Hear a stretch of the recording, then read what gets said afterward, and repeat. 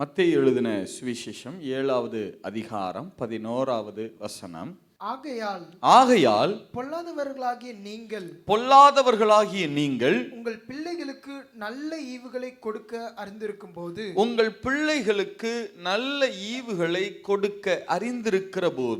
பரலோகத்தில் இருக்கிற உங்கள் பிதா தம்மிடத்தில் வேண்டிக் கொள்ளுகிறவர்களுக்கு நன்மையானவைகளை கொடுப்பது அதிக நிச்சயம் அல்லவா?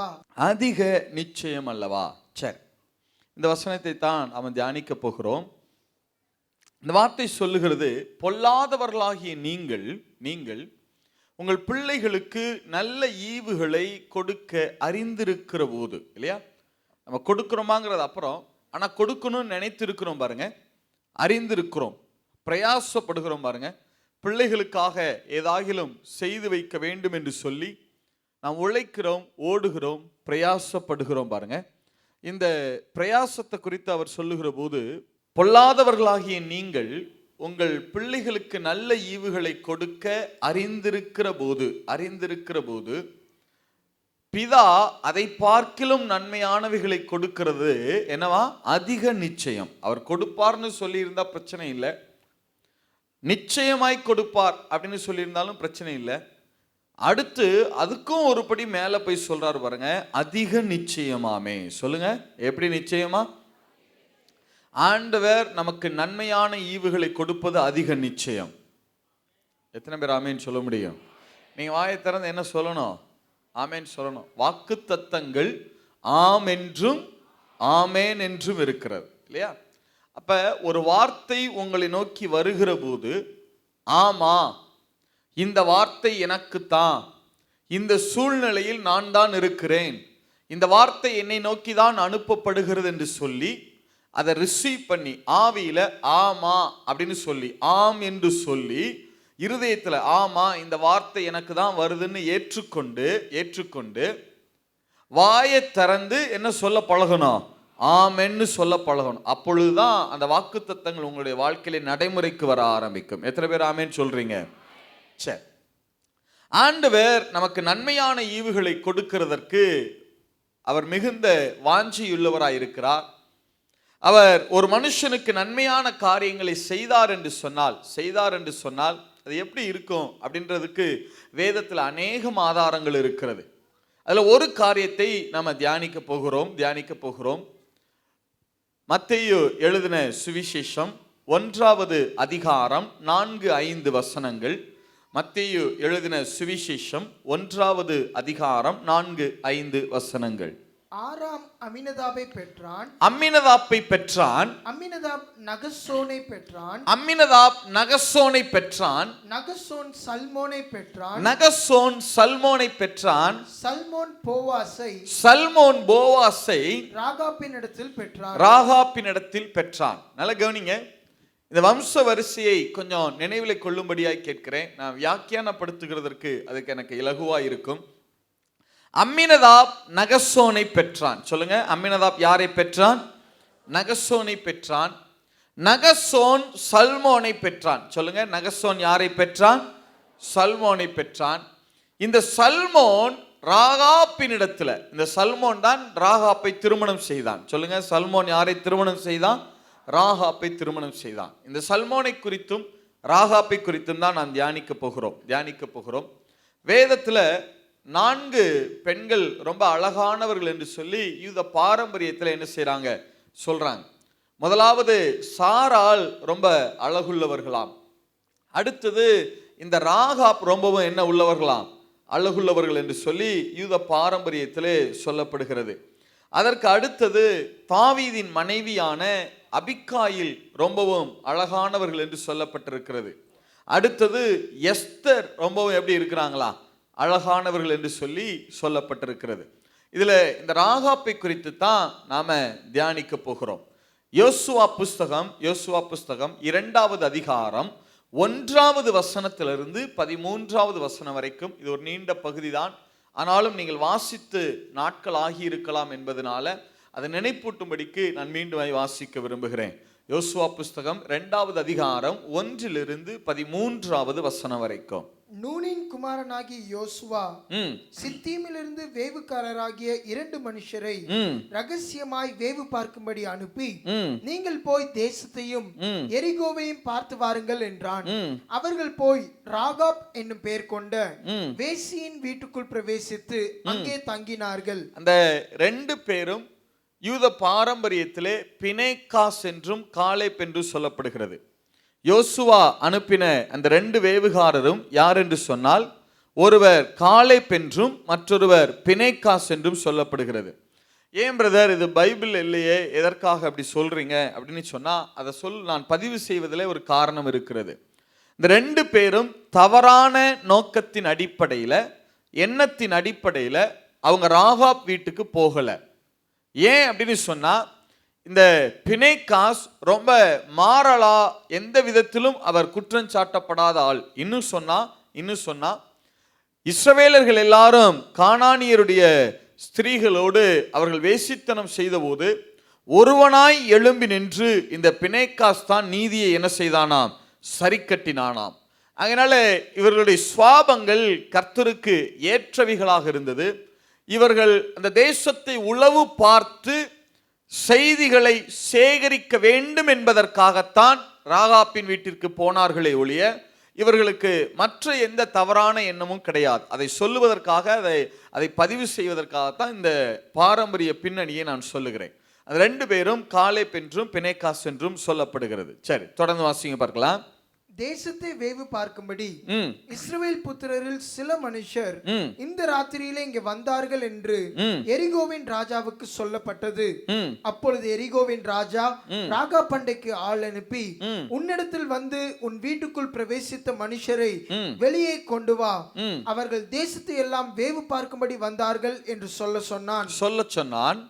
அந்த ஸ்திரீ அவ்விரண்டு மனுஷரையும் கொண்டு போய் அவர்களை ஒளித்து வைத்து, மெய்தான் என்னிடத்தில் மனுஷர் வந்திருந்தார்கள், ஆனாலும் அவர்கள் எவ்விடத்தாரோ எனக்கு தெரியாது. வாசலை அடைக்கும் நேரத்தில் இருட்டு வேளையிலே அந்த மனுஷர் புறப்பட்டு போய்விட்டார்கள். அவர்கள் எங்கே போனார்களோ எனக்கு தெரியாது.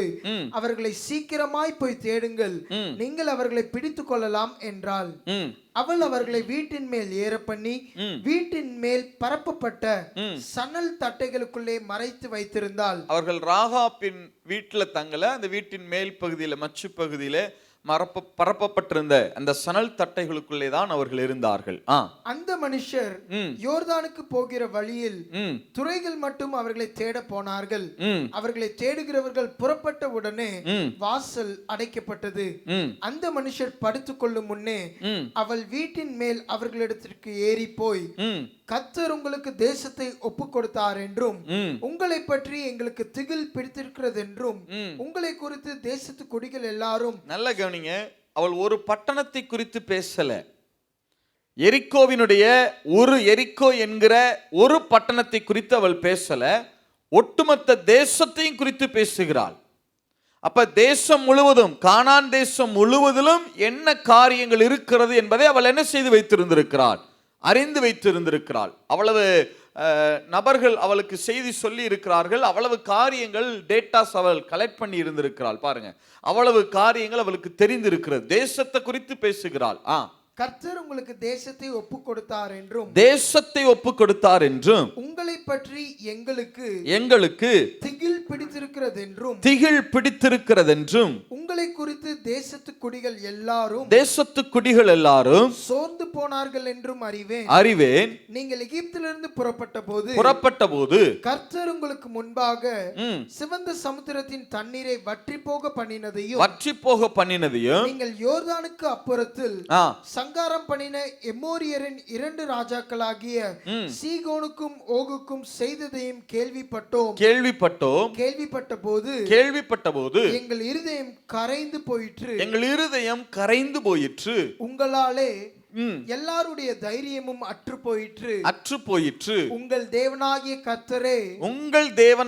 கர்த்தரே உயர வானத்திலும் கீழே பூமியிலும் தேவனானவர். என்ன வார்த்தை சொல்ற பாருங்க, இல்ல இதுக்கு முன்பாக வேதத்துல இந்த வார்த்தையை யார் எந்த தனி நபரும் தனி மனிதரும் சொன்னது கிடையாது. தேவன் சொல்லி இருக்கிறார், மேலே வானத்திலும் கீழே பூமியிலும் நானே என்னது தேவனானவர் அப்படின்னு சொல்லி கர்த்தர் சொல்லி இருக்கிறார். ஆனா மனிதர்கள் இந்த வார்த்தையை என்ன செய்தது கிடையாது, சொன்னது கிடையாது. ரொம்ப தெளிவாய் அவள் தன்னுடைய விசுவாசத்தை அறிக்கை பண்றா பாருங்க. உங்கள் தேவனாகிய கர்த்தரே மேலே வானத்திலும் கீழே பூமியிலும் தேவனானவர். இப்போதும் நான் உங்களுக்கு தயவு செய்தபடியினால் நீங்களும் என் தகப்பன் குடும்பத்துக்கு தயவு செய்வோம் என்று கர்த்தர் பேரில் எனக்கு ஆணையிட்டு நீங்கள் என் தகப்பனையும் என் தாயையும் என் சகோதரரையும் என் சகோதரிகளையும் அவர்களுக்கு உண்டான எல்லாவற்றையும் உயிரோடே வைத்து எங்கள் ஜீவனை சாவுக்கு தப்புவிக்கும்படி எனக்கு நிச்சயமான அடையாளத்தை கொடுக்க வேண்டும் என்றால் நல்ல கவனிங்க. அவ கேட்கிற போது என்னைய உயிரோட வைங்கன்னு அவ கேட்கவே இல்லை கடைசி வரைக்கும்.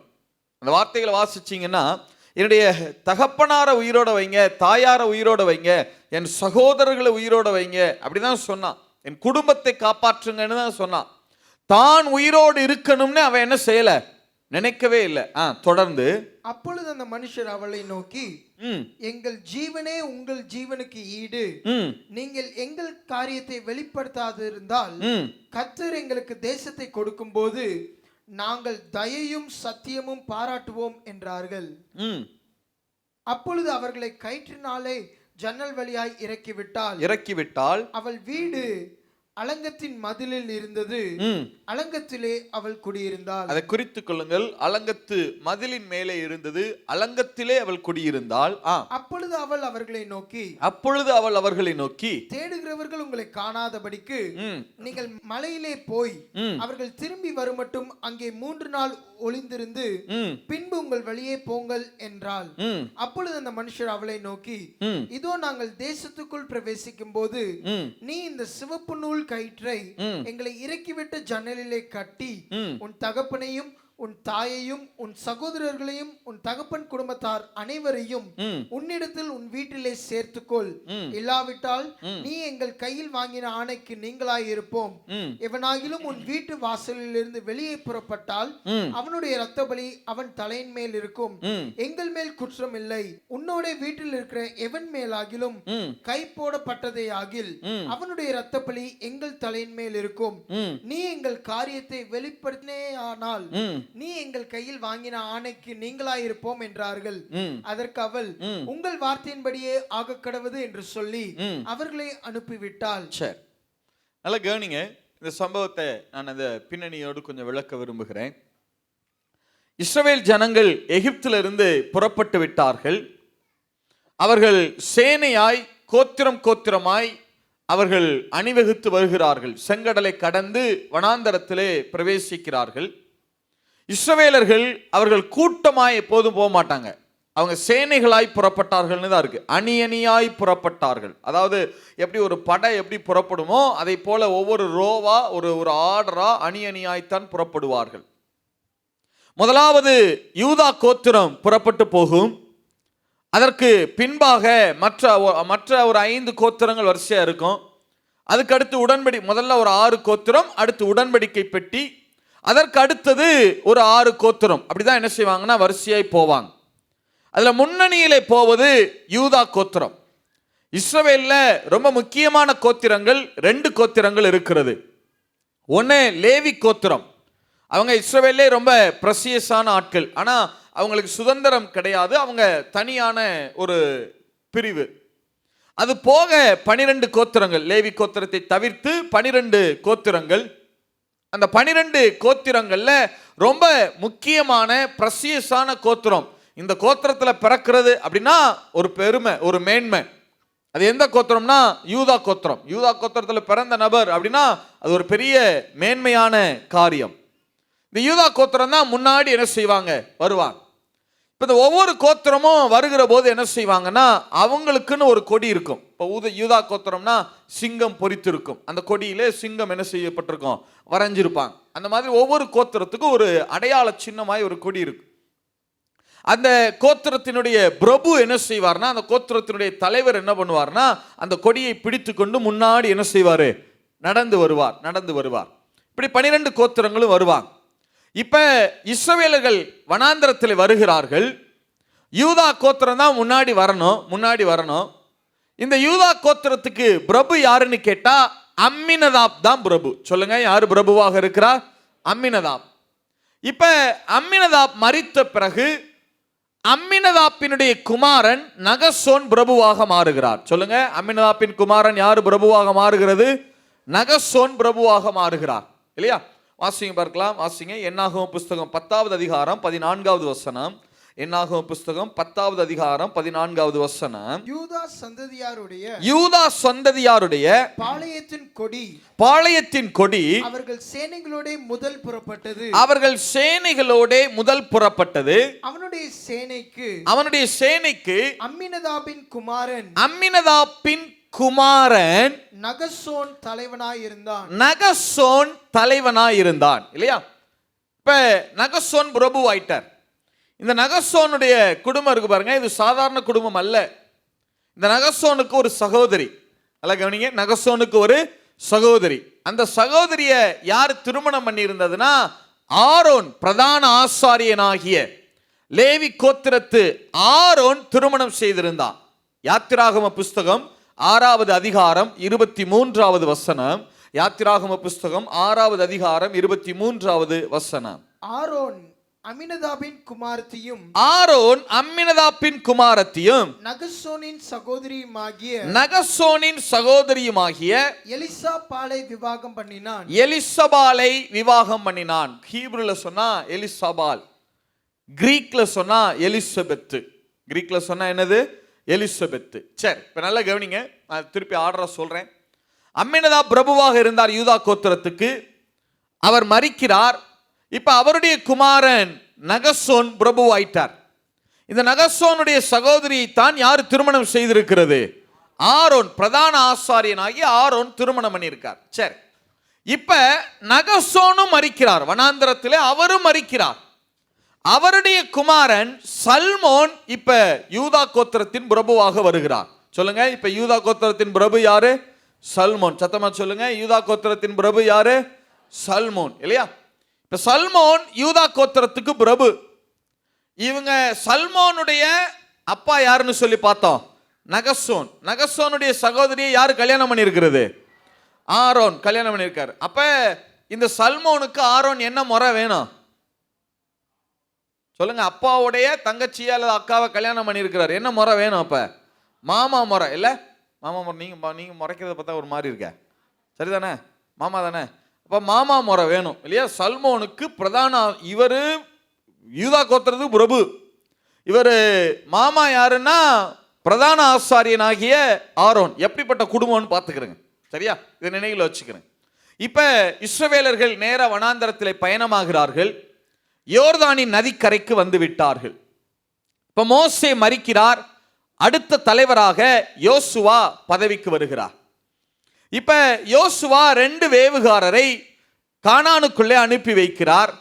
அவர்கள் கானானுக்குள்ளே பிரவேசித்து எரிக்கோவுக்கு வருகிறார்கள். இந்த எரிக்கோ பட்டணம் எப்படிப்பட்ட பட்டணம்னு சொன்னா, ஆதி நாட்கள்ல இருந்த பாபேல் நகரம் இருக்கு பாருங்க, புரியும்படியா சொன்னா பாபிலோனுக்கு ஒத்த விக்கிரக ஆராதனைகள் நிறைந்த பட்டணம். எகிப்துக்கு ஒப்பாக விக்கிரகங்கள் நிறைந்த பட்டணம். விக்கிரகங்கள் எங்கே மிகுதியாயிருக்கிறதோ அங்கே வேசித்தனங்களும் மிகுதியாயிருக்கும் இல்ல? இந்த எரிக்கோ பட்டணம் என்பது விக்கிரக ஆராதனைகளுக்கும் வேசித்தன லட்சைகளுக்கும் பெயர் பெற்ற ஒரு பட்டணம், பெயர் பெற்ற பட்டணம். இந்த எரிக்கோவினுடைய மக்கள் மாம்ச இச்சைகளுக்காக என்ன வேண்டுமானாலும் செய்வார்கள். அவ்வளவு லட்சை நிறைந்த ஜனங்கள். அந்த மாம்ச இச்சைகளினாலே, லட்சைகளினாலே உண்டான வியாதிகள் ஏராளம் இவர்களுக்குள்ளே பெருகி இருந்தது. அதனாலதான் ஆண்டவர் இந்த ஜாதியாரை சொல்லுகிற போது முற்றிலுமாய் அவர்களை சர்வ சங்காரம் பண்ண வேண்டும் என்று சொன்னார். உபாகமம் புஸ்தகம் 20வது அதிகாரம் 16 இருந்து 18 வாசிங்க பார்க்கலாம். உபாகம புஸ்தகம் 20வது அதிகாரம் 16 இருந்து 18. உன் தேவனாகிய கர்த்தர் உனக்கு சுதந்திரமாக கொடுக்கிற உன் தேவனாகிய கர்த்தர் உனக்கு சுதந்திரமாக கொடுக்கிற ஏத்தியர், எமோரியர், கானானியர், பெரிசியர், ஏவியர், எபூசியர் என்னும் ஜனங்களின் பட்டணங்களிலே மாத்திரம் சுவாசமுள்ளதொன்றையும் உயிரோடே வைக்காமல் அவர்களை உன் தேவனாகிய கர்த்தர் உனக்கு கட்டளையிட்டபடியே சங்காரம் பண்ண கடவாய். இந்த ஜாதிகளை சங்காரம் பண்ணணும்னு சொன்னார்.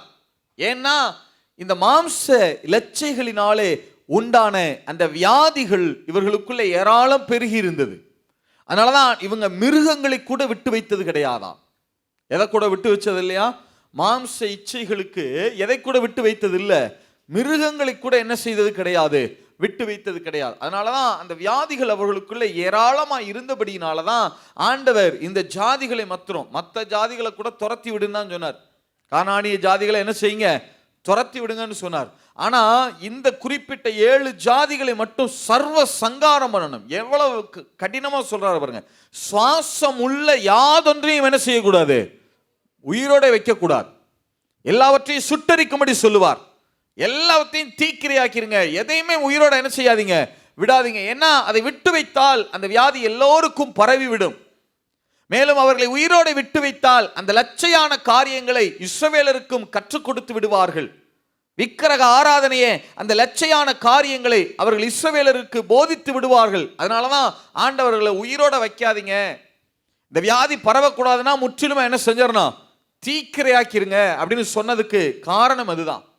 இப்ப எரிகோவினுடைய மக்கள் சர்வ சங்காரம் பண்ணப்பட வேண்டிய ஜனங்கள், அழிக்கப்பட வேண்டும் அந்த ஜனங்கள். இப்ப அந்த ஜனங்களின் மத்தியில தான் ராகாப் என்கிற ஒரு ஸ்திரீ குடியிருக்கிறாள். ராகாப் என்கிறவள் குடியிருக்கிறாள். யூத ரபிகளுடைய பாரம்பரியத்தின்படி இந்த ராகாப் 10 வயதிலேயே இந்த தவறான பாதைக்கு கொண்டு போகப்பட்டவள். அவள் விரும்பி இந்த பாதையை தெரிவு செய்யல, இந்த வாழ்க்கையை தெரிவு செய்யல, கட்டாயத்தின் அடிப்படையில். அந்த நாட்கள்ல விக்கிரக கோவில்கள்ல இப்படிப்பட்ட பெண்களை ஏற்படுத்தி வச்சிருப்பாங்க இல்லையா? தமிழ்நாட்டிலையும் ஆதி நாட்கள் அந்த முறைமை இருந்திருக்கிறது இல்லையா? அதே போல எரிகோவின் மன்னனால அந்த ஜனங்களால இவள் இப்படிப்பட்ட தவறான பாதைக்கு வலுக்கட்டாயமாய் கொண்டு போகப்பட்டிருக்கிறார். எரிகோவினுடைய ஜனங்கள் அவளை தங்களுடைய இச்சைகளுக்காக இப்படிப்பட்ட பாதையிலே கொண்டு போயிருக்கிறார்கள். ஆனால் விரும்பி அவள் அதை என்ன செய்யல, தெரிவு செய்யல. ஆனா அவள் அந்த வாழ்க்கையை விட்டு வெளியே வர நினைத்தாள். வெளியே வந்தா, கரெக்டா சொன்னா அந்த வாழ்க்கையை விட்டு வெளியே வந்தா. ஒரு கட்டத்தில் அவள் அந்த வாழ்க்கையை வெறுத்தா. இல்ல, நான் இப்படிப்பட்ட தவறான பாதையில் இருக்கிறதுக்கு நான் என்ன செய்யல, விரும்பலைன்னு சொன்னா.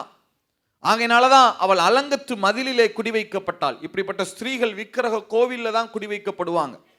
ஏன் அவள் அலங்கத்து மதிலில் குடிவைக்கப்பட்டாள்னா, எரிகோவினுடைய மன்னனுடைய லட்சைக்கு. ஏன்னா ராகாப்ப நல்லா தெரியுது பாருங்க, எரிகோவின் மன்னனுக்கு. உடனே ஆள் அனுப்பி ராகாப்ட சொல்றான், உன்னிடத்துல வந்தாங்களாமே ஆட்கள் அப்படின்னு சொல்றான். எரிகோவினுடைய மன்னனுடைய லட்சைக்கு அடிபணியாம அந்த மக்களுடைய லட்சியான காரியங்களுக்கு உட்பட மறுத்ததுனாலதான் அலங்கத்து மதிலிலே குடிவைக்கப்பட்டாள். அலங்கத்து மதில யாரையும் குடி வைக்க மாட்டாங்க. ஏன்னா அந்த நாட்கள்ல கொள்ளையர்கள் அடிக்கடி படையெடுத்து வருவது வழக்கம். தாவீது போனார் இல்லையா, பட்டணங்கள் தோறும் போய் என்ன செஞ்சுட்டு வருவாரு, கொள்ளையடிச்சார் இல்லையா ஒரு கட்டத்துல. அதை போல கொள்ளையடிக்க வருவாங்க. இந்த கொள்ளையர்கள் பட்டணங்களின் உள்ளே வரைக்கும் என்ன செய்ய மாட்டாங்க, வரமாட்டாங்க. பட்டணத்து மதில் சுவர் வெளிப்புறத்திலே அலங்கத்தை ஒட்டி அலங்கத்திலே குடியிருக்கிறவர்கள் அவர்களைத்தான் கொள்ளையாடுவார்கள், அவர்களைத்தான் கொலை செய்து போடுவார்கள். இப்ப இந்த ராகா பட்டணத்தினுடைய அலங்கத்திலே குடி வைக்கப்பட்டிருக்கிறாள். அவள் வீடு அலங்கத்திலே இருக்கிறது. காரணம், இந்த எரிகோவினுடைய ஜனங்களும் மன்னனும் என்ன நினைக்கிறான், இந்த எரிகோவினுடைய ராஜா என்ன நினைக்கிறான், இவள் கொள்ளையாடப்படட்டும், கொலை செய்யப்படட்டும், நம்முடைய இச்சைகளுக்கு இவள் ஒத்து வருகிறது இல்லை. உண்மையாகவே அந்த வாழ்க்கையை விட்டு அவள் மனம் திரும்பி இருந்தால், ரபிகள் ரொம்ப தெளிவா சொல்லுவாங்க, she has repent. அவள் மனம் திரும்பி இருந்தால், அதுல எந்த மாற்றமும் கிடையாது. இந்த வாழ்க்கை எனக்கு வேண்டாம், இப்படிப்பட்ட வாழ்க்கை வாழ்ந்து நான் பிழைக்க வேண்டாம், நான் வேறு ஏதாகிலும் தொழில் செய்து கொள்ளுகிறேன் என்று சொல்லி சணல் தட்டைகளை வைத்து நூல்களை நூற்று அதன் மூலமாய் பிழைப்பு நடத்த தொடங்கினாள் ராகாப். நல்லா யோசிச்சு பாருங்க, ராகாப்புடைய சுவாபங்கள் ரொம்ப ஆச்சரியமான சுவாபங்கள். ஏன்னு சொன்னா, இந்த சணல் தட்டைகளை வச்சு நூல் நூற்கிறாங்க பாருங்க, இது யாருடைய சுவாபம் தெரியுமா? குணசாலியான ஸ்திரீயினுடைய சுவாபம். ஒரு குணசாலியான ஸ்திரீ தான் சணல் தட்டைகளை தேடி அதை நூற்களாக செய்கிற இந்த குணாதிசயம் குணசாலியான ஸ்திரீக்குரிய குணாதிசயம். நீதிமொழிகள் புஸ்தகம் 31வது அதிகாரம் 13வது வசனம். நீதிமொழிகள் புஸ்தகம் 31வது அதிகாரம் 13வது வசனம். ஆட்டு மயிரையும் சணலையும் தேடி தன் கைகளினால் உற்சாகத்தோட வேலை செய்கிறார். சணலை வைத்து உற்சாகமாய் வேலை செய்யறது குணசாலி தான் செய்வாங்க. ஏன்னா அது அவ்வளவு கஷ்டமான வேலை, அவ்வளவு சீக்கிரம் யாரும் அப்படி செய்ய முடியாது, அதுக்காக ரொம்ப கடினம். ஏன்னா முதல்ல அந்த சணல் தட்டைகளை கொண்டு வரணும், அதை வெயிலில் காய வைக்க முடியாது, நிழல் காய்ச்சல்ல மச்சு இந்த மாதிரி இடங்கள்ல நிழல்ல தான் அது காயணும். அது காய்ஞ்ச உடனே அதை எடுத்து என்ன செய்வாங்கன்னா, அந்த தட்டைகள் அப்படி கத்தி வச்சு கீறி விடுவாங்க. கீறி விட்ட பிறகு அது கொஞ்சம் விரிந்த பிறகு அதுவா கொஞ்சம் கொஞ்சமாக வெடிச்சு வெளியே வரும். வெளியே வந்த உடனே அதில் உள்ள அந்த சணலை ஃபுல்லாக எடுப்பாங்க. எடுத்த உடனே அது சாஃப்டாக இருக்காது, கொஞ்சம் ரஃப்பாக தான் இருக்கும். அதை என்ன செய்வாங்கன்னா, பிரம்பினாலே பல முறை அடிச்சுக்கிட்டே இருக்கணும். கை வலிக்குதுலாம் நிறுத்த முடியாது, பல முறை அடிக்கணும். அடிச்சு அடிச்சு அடிச்சு அடிச்சு அது சாஃப்ட் ஆன பிறகுதான் அதை வைத்து நூற்களை நூற்பாங்க, அதை வைத்து ஆடைகளை தயாரிப்பாங்க. இந்த வேலையை ஒரு குணசாலியான ஸ்திரீ தான் செய்வாள். வேதம் முழுவதும் நீங்க வாசிச்சீங்கன்னு சொன்னா வேறு எந்த ஸ்திரீயும் இந்த சணல் தட்டைகளை வைத்து வேலை செய்ததாக இல்லை. சாராள் சணல் தட்டைகளை வைத்து வேலை செய்தார்னு இல்லை.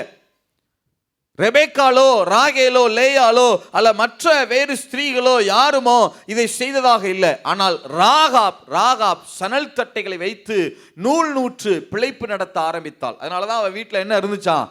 சணல் தட்டைகள் இருந்தது. சிவப்பு நூலை அவள் என்ன செய்தாளா? நெய்தாள் என்று சொல்லப்பட்டிருக்கிறது. அவள் சிவப்பு நூல் அவள் வீட்டில் என்ன செய்து இருந்திருக்கிறது இல்ல?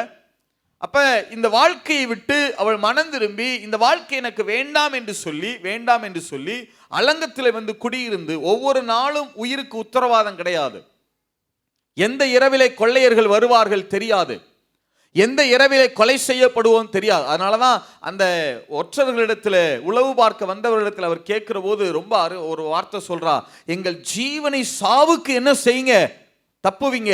ஏன்னா இந்த எரிக்கோ மக்கள் எங்களை எங்கே வைத்திருக்கிறார்கள்? சாவுக்கு ஏதுவான இடத்தில் எங்களை வைத்திருக்கிறார்கள்.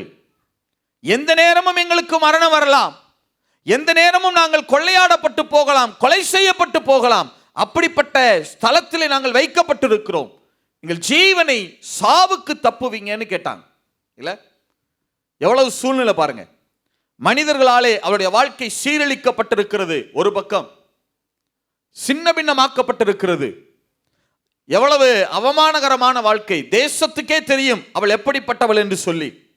அவ்வளவு இழிவான ஒரு வாழ்க்கை, எந்த நேரமும் கொலை செய்யப்படலாம், மரணத்துக்கு எதிராக நிற்க வேண்டிய சூழல்.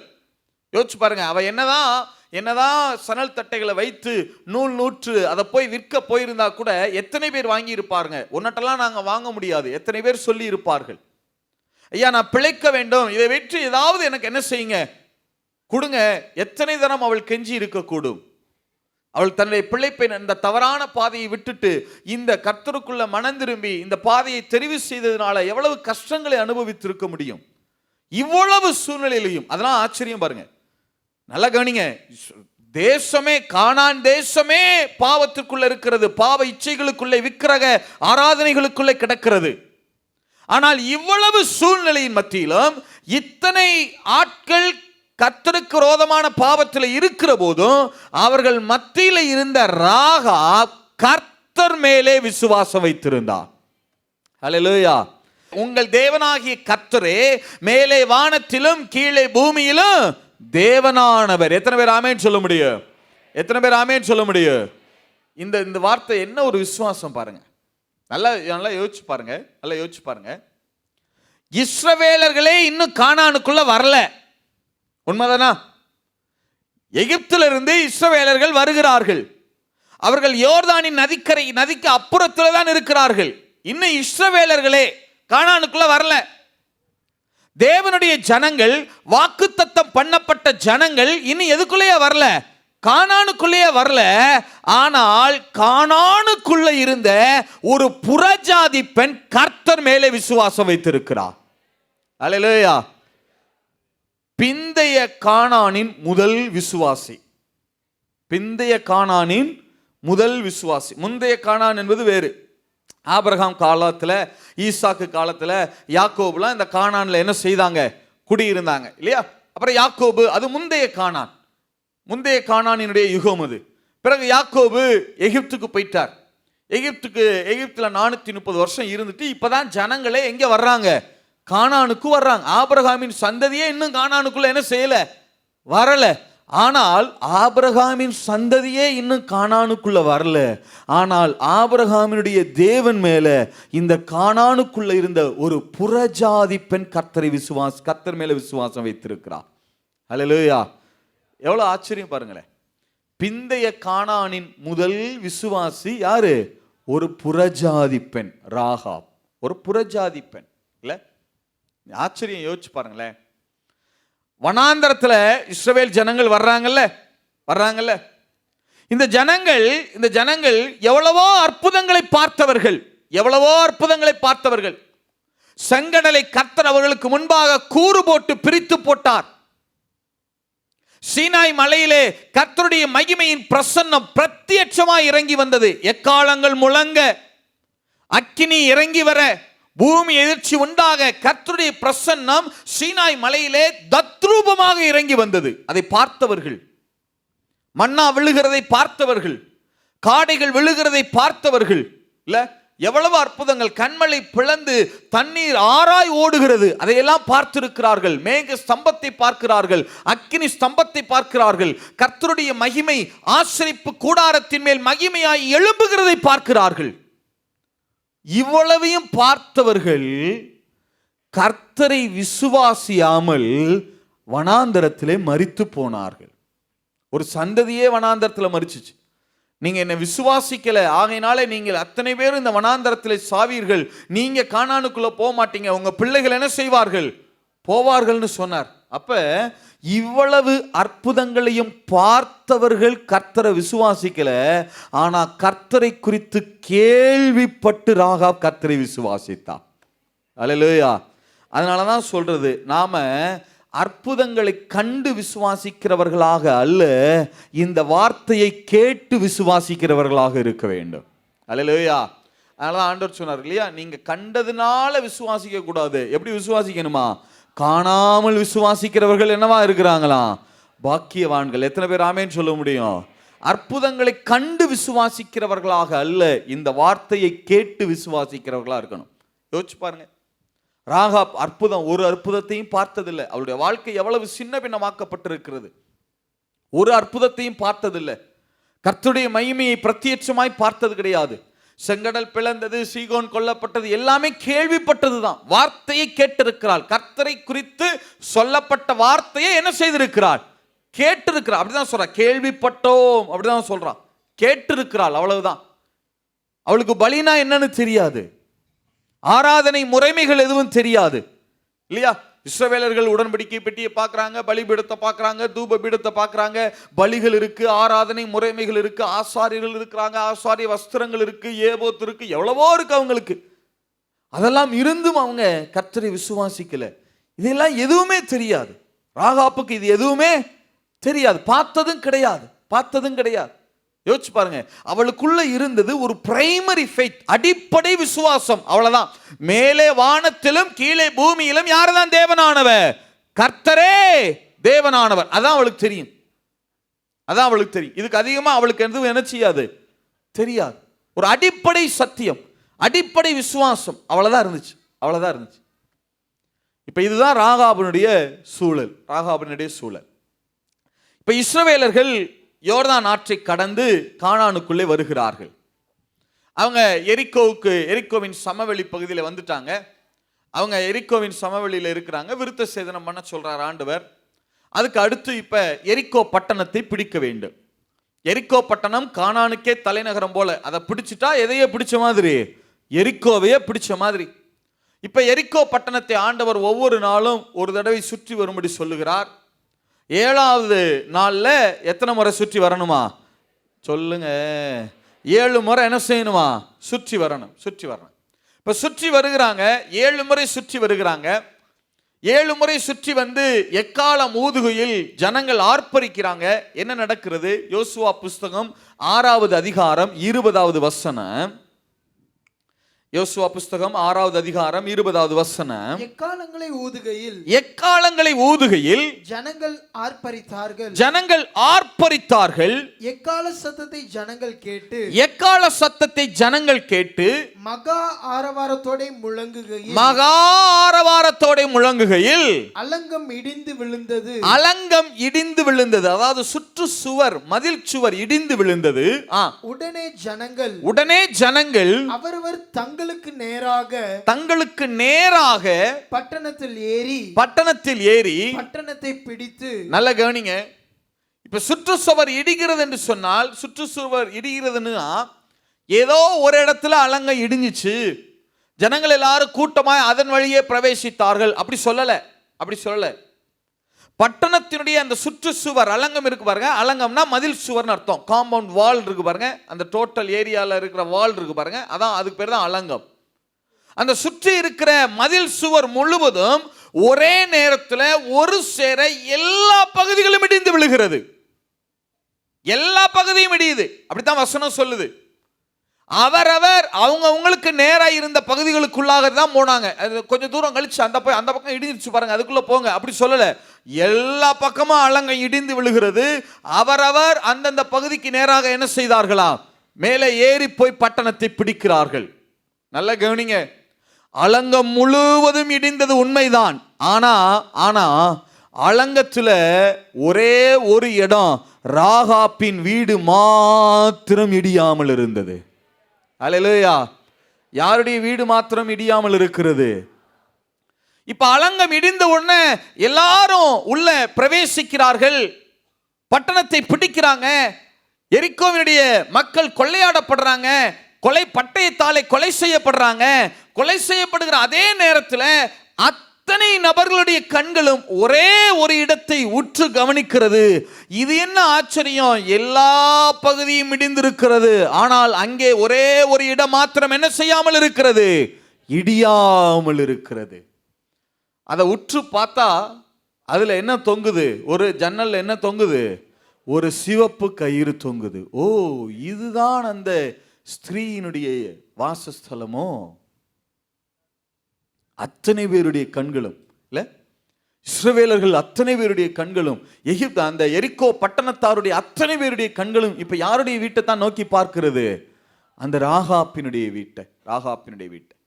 BH கேரல் அப்படின்னு சொல்லுவாங்க. BH கேரல்,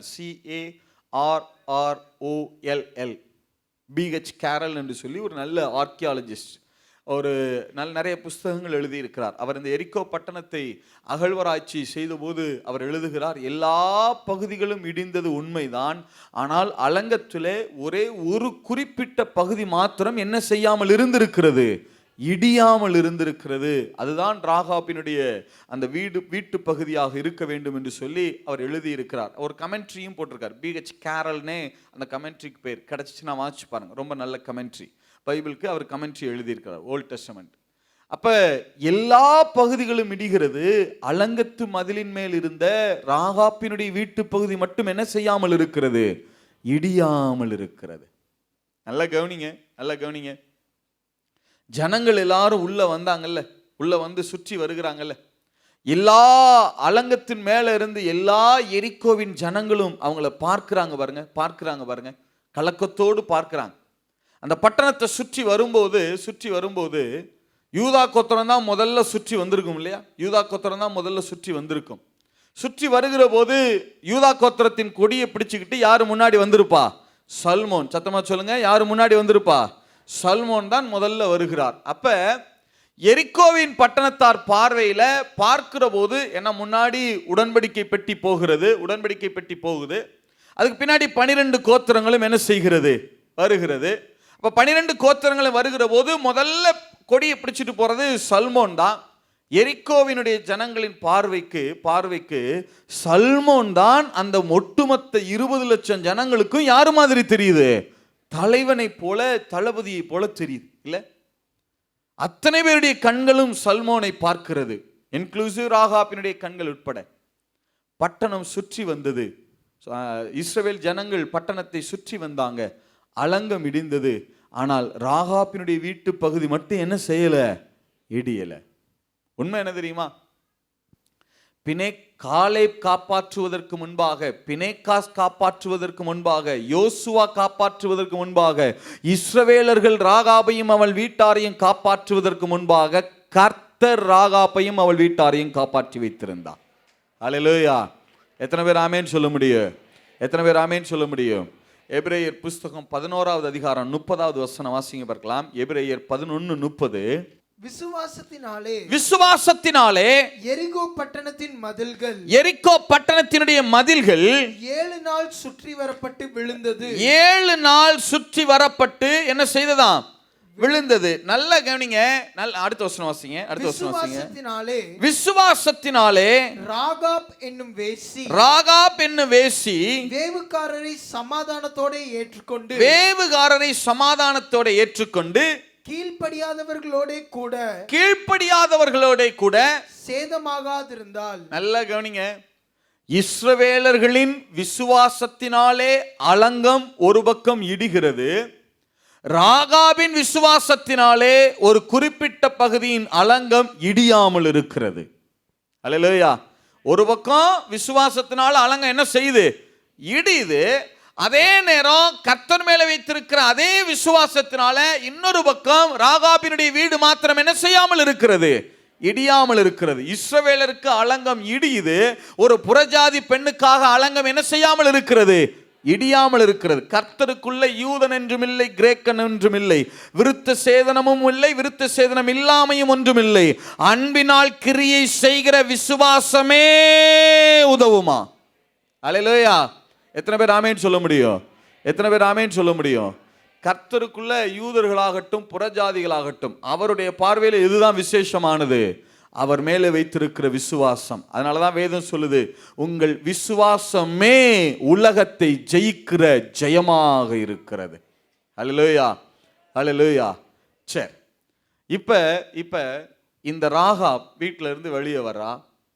இந்த ராகாப்ப இப்ப யார் திருமணம் செய்யறது? சல்மோன் திருமணம் செய்கிறான்.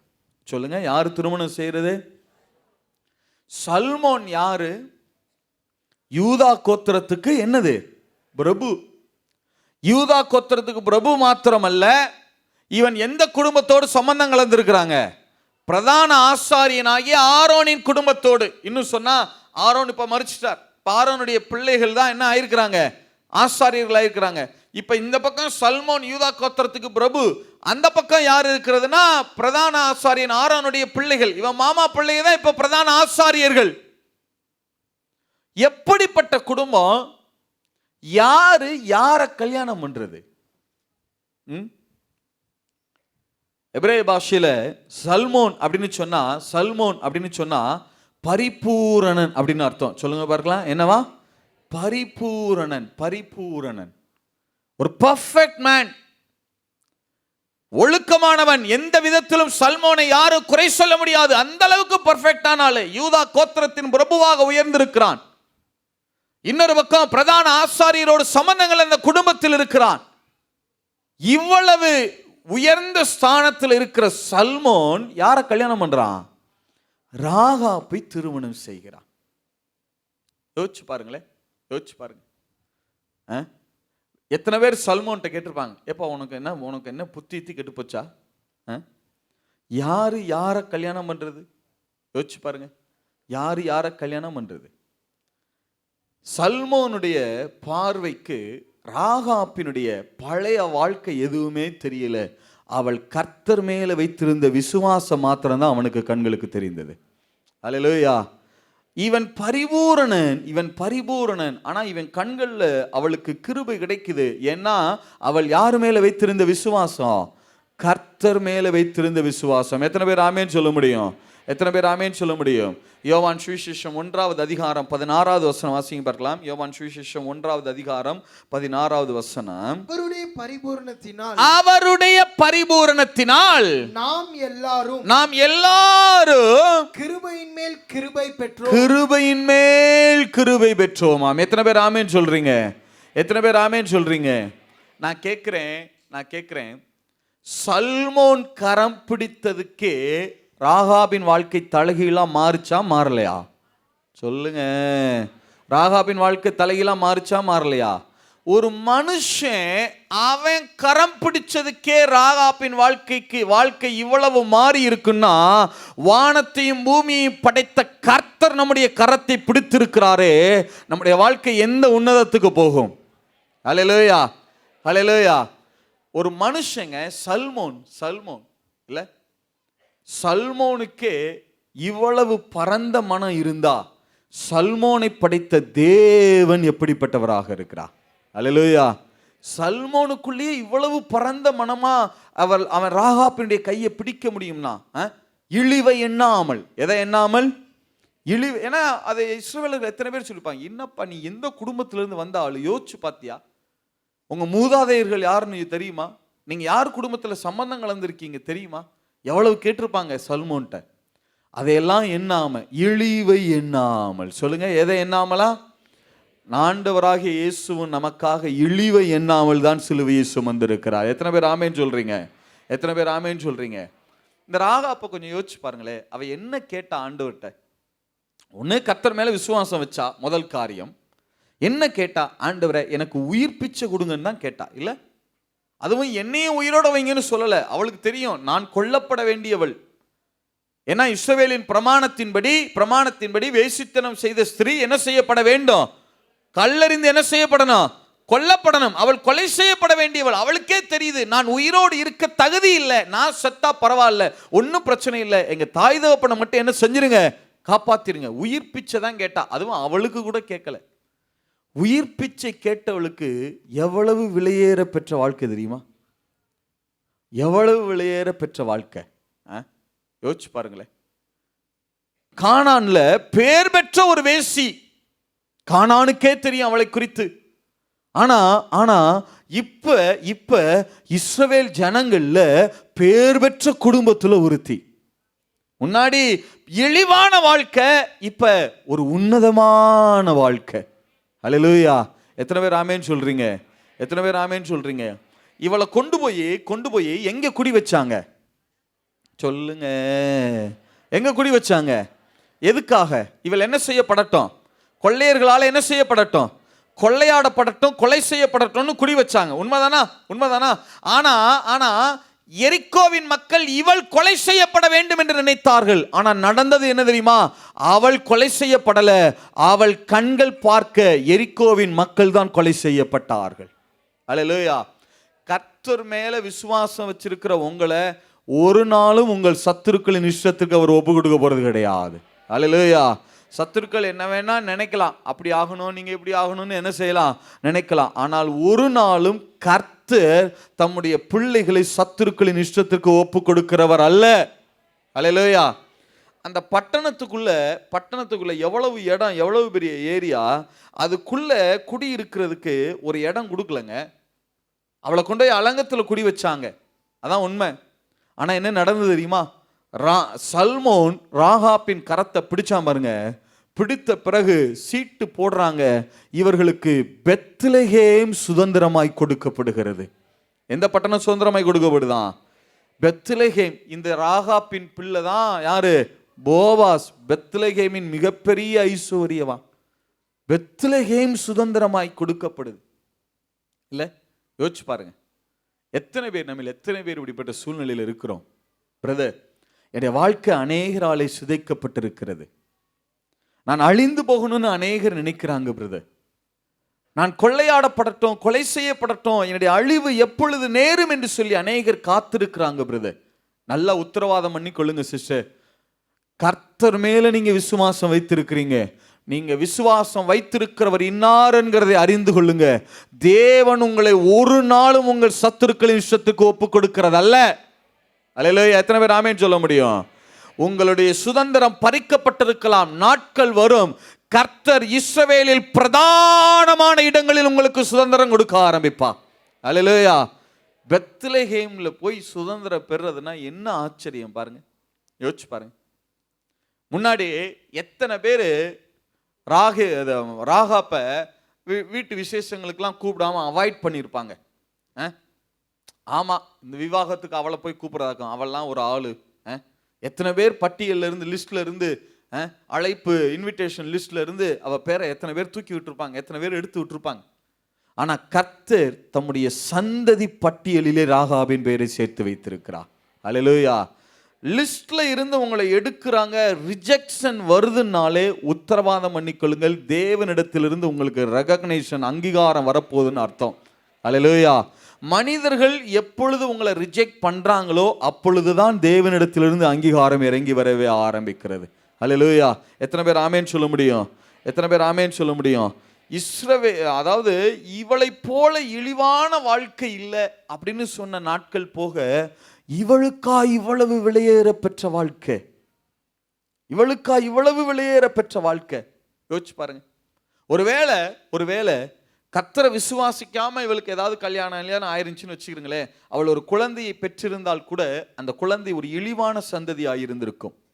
இல்லை, ஒரு இழிவான சந்ததியாக இருந்திருக்கும். தன்னுடைய அழகை காட்டி அவள் யாரையாவது திருமணம் செய்திருந்தால் கூட அந்த குழந்தை இழிவான சந்ததி. ஆனால் கர்த்தர் மேலே விசுவாசம் வைத்ததன் விளைவு என்ன தெரியுமா? அந்த ராகாப்பினுடைய சந்ததி தெய்வீக சந்ததியாய் மாற்றப்பட்டிருக்கிறது. எத்தனை பேர் ஆமேன் சொல்ல முடியும்? எத்தனை பேர் ஆமேன் சொல்ல முடியும்? இதுக்கு மேல என்ன செய்ய முடியும்? ஒரு இந்த ராகாப்புக்கு இதுக்கு மேல செய்யறதுக்கு ஏதாவது இருக்கா? யோசிச்சு பாருங்க. நம்முடைய தேவன் எப்படிப்பட்டவர், நம்முடைய கர்த்தர் எப்படிப்பட்டவர். அவர் செஞ்சா இப்படிதான் செய்ய முடியும். எவ்வளவு உயர்வு பாருங்க, எவ்வளவு உயர்வு. யோசிச்சு பாருங்களேன். அதனாலதான் வேதம் சொல்லுது, கர்த்தரை தெய்வமாக கொண்ட ஜனமும் ஜாதியும் பாக்கியம் உள்ளதாக இருக்கிறது. அல்லேலூயா. எத்தனை பேர் ஆமேன்னு சொல்றீங்க? அந்த பட்டணத்துல அவளுடைய வீட்டை எத்தனை பேர் பார்க்குறப்ப கண்கள் அப்படி துலுக்கிட்டு போயிருப்பாங்க. ஆனால் பட்டணம் இடிந்து விழுகிற போது, அலங்கம் இடிந்து விழுகிற போது அத்தனை பேருடைய கண்களும் எந்த வீட்டை தான் திரும்பி பார்க்கும்படி செய்தா? ஏன் தெரியுமா? அவள் கர்த்தர் மேலே வைத்திருந்த விசுவாசம், அதன் நிமித்தம் கர்த்தருடைய கண்கள் அவள் ஸ்தலத்தின் மேலே வைக்கப்பட்டிருந்தது. நீங்க நினைக்காதீங்க எல்லாரும் என்னை விட்டு விலகிக்கிறாங்க பிரதர், என்னை பார்க்கும்போது அப்படி அசட்டையா பார்க்குறாங்க. இல்லை, நாட்கள் வரும், உங்களை அசட்டையாய் பார்த்தவர்கள் எல்லாம் உங்களை அண்ணாந்து பார்க்கிற நாட்கள் வரும். எத்தனை பேர் ஆமேன்னு சொல்ல முடியும்? எத்தனை பேர் ஆமேன்னு சொல்ல முடியும்? யோசிச்சு பாருங்களேன். ஆசாரியர்கள் சணல் வஸ்திரம் தான் தரிச்சுக்கிடுவாங்க. என்ன வஸ்திரம் தரிப்பிப்பாங்க? சணல் வஸ்திரம் தான் தரிச்சுக்கிடுவாங்க. அவங்க போடுற அந்த வஸ்திரம் சணலால நெய்யப்படணும். இஸ்ரவேல்ல ஆசாரியர்களுக்கு வஸ்திரம் அனுப்பணும்னா என்ன செய்வாங்கன்னா, முதல்ல ஆசாரிய வஸ்திரத்தை ரெடி பண்ணி அதை கொண்டு போய் 50 பேருக்கு அதிபதிட்ட கொடுப்பாங்க. அடுத்தது 100 பேர் அதிபதி கைக்கு போகணும். அவங்க சோதிச்சு பார்ப்பாங்க, நல்லா இருக்கா அப்படின்னு பார்ப்பாங்க. அடுத்தது 1000 பேருக்கு அதிபதிட்ட என்ன செய்யணும்? போகணும். அடுத்து 10,000 பேருக்கு அதிபதிட்ட போகணும். அப்புறம் தான் அந்த கோத்திரத்து பிரபு கைக்கு அது என்ன செய்யும்? அப்புறம் அந்த பிரபு கொண்டு போய் லேவியர்கள்ட்ட கொடுப்பார். லேவியர்கள் கொண்டு போய் ஆசாரியர்கள்ட்ட கொடுப்பாங்க. ஆசாரியர் கொண்டு போய் பிரதான ஆசாரியர்கிட்ட என்ன செய்யணும்? கொடுக்கணும். அப்ப பிரதான ஆசாரியர் அங்கீகாரம் கொடுத்த உடனே தான் அதை ஆசாரியர்கள் என்ன செய்ய முடியும்? அணிந்து கொள்ள முடியும். இது நியதி. ஆனா இவ்வளவு காரியங்களை கடந்துதான் எந்த ஸ்திரீயும் சணல் வஸ்திரங்களை பிரதான ஆசாரியருக்கு என்ன செய்ய முடியும்? அனுப்ப முடியும். ஆனா இப்ப ராகாப் சணல் வஸ்திரங்களை நெய்தான்னு வச்சுக்கிறங்க, அவ இத்தனை படிகளை எல்லாம் தாண்ட வேண்டிய அவசியம் கிடையாது. டைரக்டா பிரதான ஆசாரியன் கையிலேயே கொடுக்க முடியும் அவளால. இல்ல, ஏன்னா இந்த குடும்பம் எந்த குடும்பத்தோட சம்பந்தம் கலந்த குடும்பம்? பிரதான ஆசாரியனோடு. எத்தனை பேர் ஆமேன்னு சொல்ல முடியும்? எத்தனை பேர் ஆமேன்னு சொல்ல முடியும்? உங்களுக்கு எனக்கும் இருக்கிற கிருபை என்ன தெரியுமா? நாம் பல நபரை கடந்து பிரதான ஆசாரியர்கிட்ட போக வேண்டியதில்லை. அந்த பிரதான ஆசாரியர் நம்முடைய தகப்பனாகவே இருக்கிறார். அதான் ஆச்சரியம். அல்லேலூயா. எத்தனை பேர் ஆமேன்னு சொல்றீங்க? எத்தனை பேர் ஆமேன்னு சொல்ல முடியும்? ஒரே ஒரு வசனத்தை வாசிக்கலாம். ஒரே ஒரு வசனத்தை. ஏசாயா புஸ்தகம் 42வது அதிகாரம் 3வது வசனம். ஏசாயா புஸ்தகம் 42:3. அவர் நெறிந்த நாளனை முறியாமலும் நெறிந்த நாளலை முறியாமலும் மங்கி எறிகிற திரியை அணையாமலும் மங்கி எறிகிற திரியை அணையாமலும் நியாயத்தை உண்மையாக வெளிப்படுத்துவார். நல்ல கவனிங்க. நெறிந்த நாளலை முறியாமலும் மங்கி எறிகிற திரியை அணையாமலும் இருக்கு இல்லையா? அந்த திரி அப்படிங்கிறத நீங்க ஆங்கிலத்துல பாத்தீங்கன்னா ஃபிளாக்ஸ், சணல்னு இருக்கும். அந்த நாட்கள்ல இந்த திரி எதுல செய்வாங்கன்னா சணல்ல தான் செய்வாங்க. சணல்ல தான் செய்வாங்க. இந்த திரி எரிகிற போது இந்த ராகாப்ப சணலோடு என்ன செய்வாங்க? ஒப்பிட்டு பேசுவாங்க. சணல் எப்படி ஆயத்தப்படுகிறதோ, உடைக்கப்பட்டு நொறுக்கப்பட்டு பல படிநிலைகளை கடந்து அது சாஃப்ட் ஆக்கப்பட்டு பிறகு எப்படி பற்றி எரிகிறதோ அதை போல ராகாப்னு சொல்லி ஒப்பிட்டு பேசுவாங்க. ஒரு திரி எரியும் போது அந்த எண்ணெய் குறைஞ்சிருச்சுன்னு வச்சுக்கோங்களேன், அது மங்கி எரியும் போது எப்படி எரியும்னா, நீங்க கவனிச்சிங்கன்னா அந்த விளக்குல அந்த ஃபயர் மேலே எரியுதுல, நெருப்பு எப்படி எரியுதுல, இப்படி எரியும். எரிஞ்ச உடனே கீழே அந்த எண்ணெய் இல்லாததுனால, அந்த திரி முடிய போறதுனால அது என்ன செய்யும்னா டக்குன்னு அப்படி விழும். பார்த்துருக்கீங்களா? அப்படி கீழே அப்படி மடங்கி அப்புறம் திரும்ப விழும். அது அது திரும்பி மடங்கி எழுதுறத பார்த்தா நமக்கு ஆச்சரியமா இருக்கும். அந்த திரி எரிய முயற்சிக்கிறது, எழும்ப முயற்சிக்கிறது. ஆனா என்ன செய்யல, அதால முடியல. என்ன செய்யுது? திரும்ப கீழே அப்படி இறங்கும், கீழே விழுகும், அப்புறம் திரும்ப அப்படி மேலே வரும், கீழே விழும், திரும்ப மேலே விழும். நல்லா உத்தரவாதம் பண்ணி கொள்ளுங்க பிரதர், நான் நல்லா பிரகாசிக்கணும்னு நினைக்கிறேன் பிரதர், ஆனால் அடிக்கடி விழுந்து போகிறேன், சோர்ந்து போகிறேன், எழும்பணும்னு நினைக்கிறேன், ஆனால் என்னால் என்ன செய்ய முடியல, எழும்ப முடியல பிரதர். நல்லா உத்தரவாதம் பண்ணி கொள்ளுங்க, கர்த்தர் மங்கி எரிகிற திரியை ஒரு நாளும் அணைக்கிறவர் அல்ல. ஆண்டவர் உங்களை மங்கி எரிகிறவர்களாக விட போறதில்லை. உங்களை பற்றி எரிய வைக்க தேவன் வல்லவராக இருக்கிறார். எத்தனை பேர் ஆமேன் சொல்ல முடியும்?